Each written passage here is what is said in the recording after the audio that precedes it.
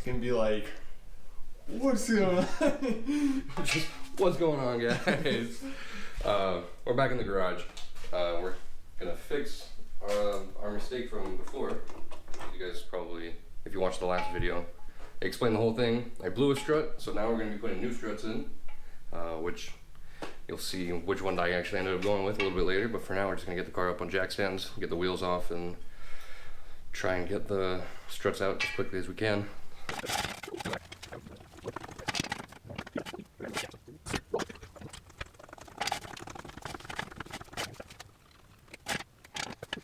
Mint. That's old.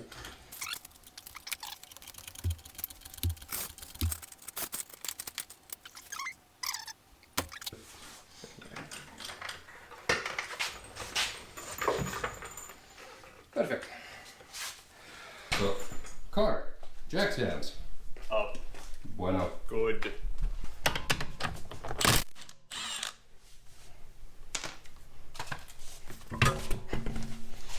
Ta-da.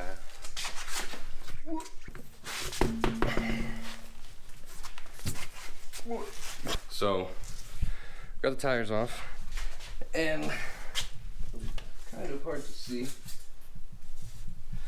but the inside of over here, it's all greasy. You can see, especially right there, that it looks wet, and everything under here is wet, just from oil from the shock. Look at that right there. And then compared to this side, nice and clean. So that was the first indication, or one of the first indications of something bad going on. So, Well, I mean, the first indication was that it was riding rough, no? well, it started getting bouncy a little bit. Yeah, the bounciness was because it was bouncy when I had the GTI springs on, because the springs were compressed. And it went away when I changed them to the H&Rs, and then it came back, and I'm like, something's not right. And so then, like a week or so later, I'm like, all right, something really isn't right. And I went and looked at it, and it was covered everywhere. Sad times, but out of the ashes rises the phoenix. So today we're putting in Coney yellows.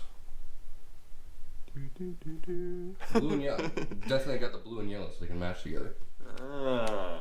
Coney yellows, adjustable dampening. Wait, you have red, yellow, and blue on your car now.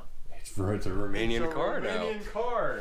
You But I need the have to Romanian. What are you doing? We're gonna change that one out. But yeah, Coney yellows. It's a tried and true recipe for a lot of people with sport wagons doing H&R springs and Coney yellows. Can't go wrong with the Coneys. A lot of people will put coilovers on, but next step below coilovers is getting a good shock and a good spring. Got the good spring, about to put in the good shock. There you go. Let's do it. So let's go ahead and take this one out, because I am curious where it exactly messed up from. Like, is there just like a hole somewhere? Something broken. Is it, you know, that was my question when I first saw that it blew. What exactly is a blown shock?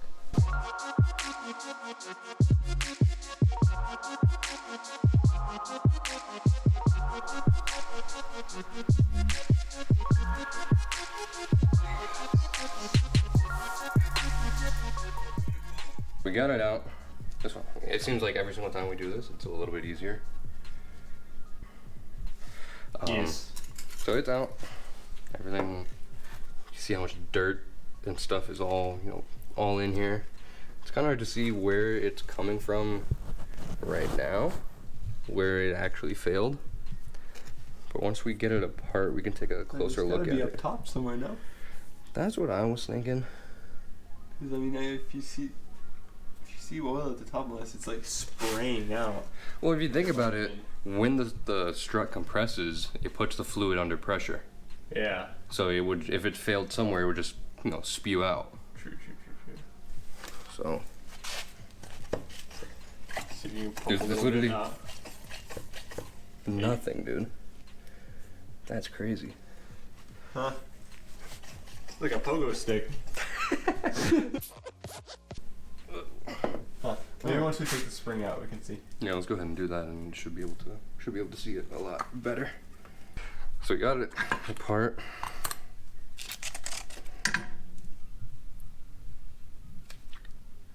That's covered. Dude, it is like soaked in oil. Let's find out what part of this pogo stick is leaking. Yeah, I think it's just the seal around here. Ugh. I think it just sounds like that because there's a whole bunch of oil missing out of it. Yeah.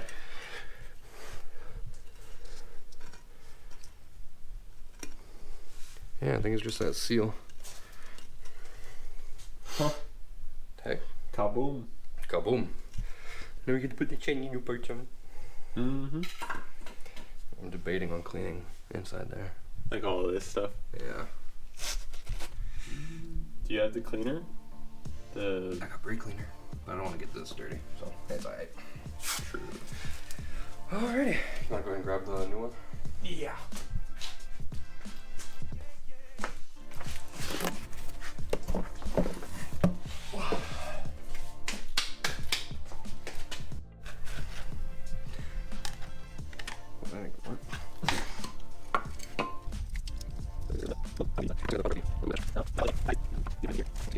It's not. Well, there's instructions. I saw there's instructions in here.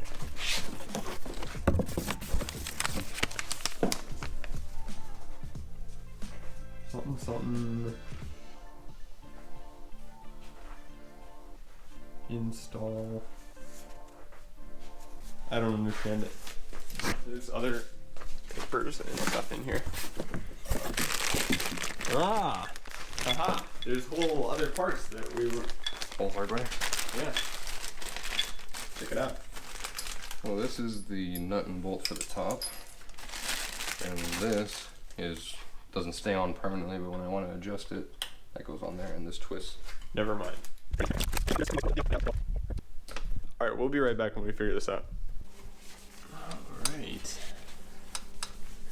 So we got it in. It's a bit of an ass to get in because I think the coating on the strut itself widened it out a little bit. So you can see that there's quite a bit of these shavings here that chipped off, as well on that part of the strut back here. On this one, this little notch right here was too low, so I had to use a Dremel and notch it up once it was in there. I could see exactly how much it needed to stick the Dremel in there. So slight modification required. Good thing I was prepared. Good thing I spent the money a while ago and got a Dremel when I needed it. There you go. So now that's all. Just got to button up a little bit on this side. We'll wait to put the sway bar end link on, and then the other side should be easier to remove and put back in because longer axle. So I'll come back once that's done and once we're ready to put the wheels on and drop it on the ground. Yeah.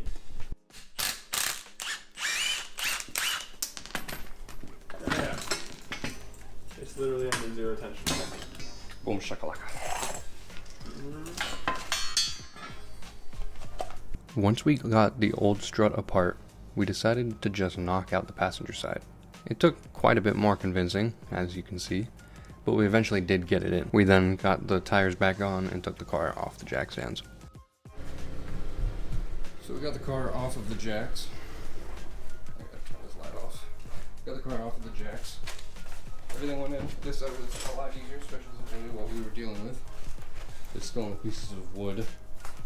We gotta roll it off and test it out, take it for a drive. Right now I have it set on the full soft, so we'll probably change that, once we go for a little drive, stiffen it up a little bit, but who knows, maybe I like it at the full soft, maybe it's nice and comfy, isn't too bouncy. We'll see. We'll take it out really quick.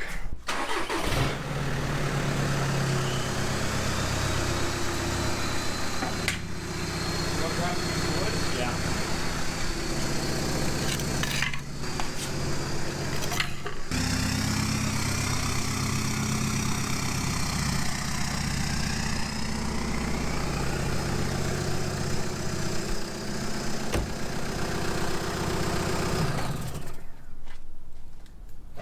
there. Yeah, that's exactly where it was before, I think. Yeah, I don't think it changed at all. Yeah, that's exactly what it was. It was at 24.5 before. Yeah. Still fine. Oh yeah, no, it's lowered exactly as much as I want it. Now let's just see if it rides as good as we want it to. Let's find out. Alright, let's go. I gotta put these back in the box. Yeah.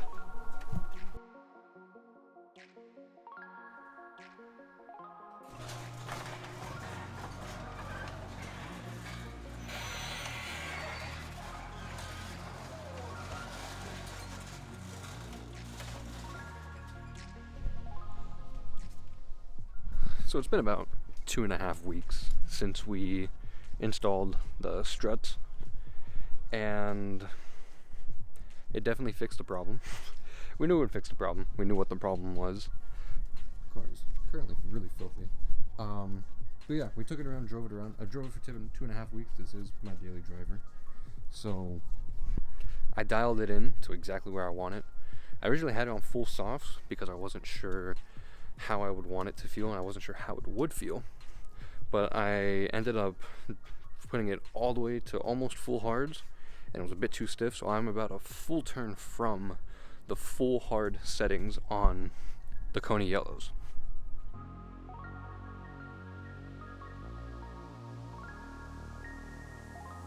Let's go. The ride is a bit rougher than stock. However, I wanted this to be a bit more performance oriented, not just fully comfort, and the Coney Yellows and the H&R package really did that.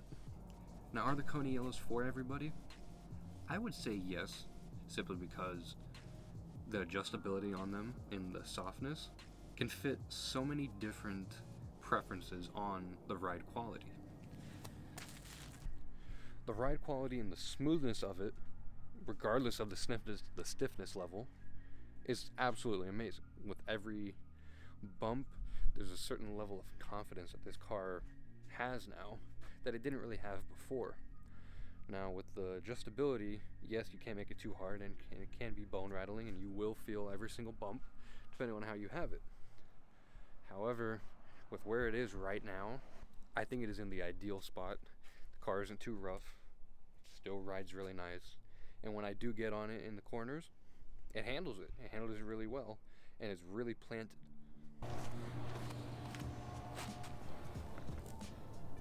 One thing I would recommend, though, is doing the springs and the struts at the same time.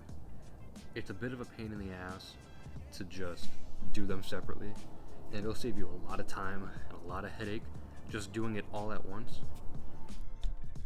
Now, can you do it at different times if money is tight? Yes, it's possible. I did it. I don't recommend it, simply because it's a lot of time and it's a lot of effort taking the car apart, putting it together, taking it apart, putting it together. I'm really bad at filming outros. This video and the last video kind of attest to that. If you like the video, please consider subscribing and hitting that like button. And please comment if there's anything else that you want to see us do to the Sportwagen, or if there's anything else you want to see us to do in general, let me know.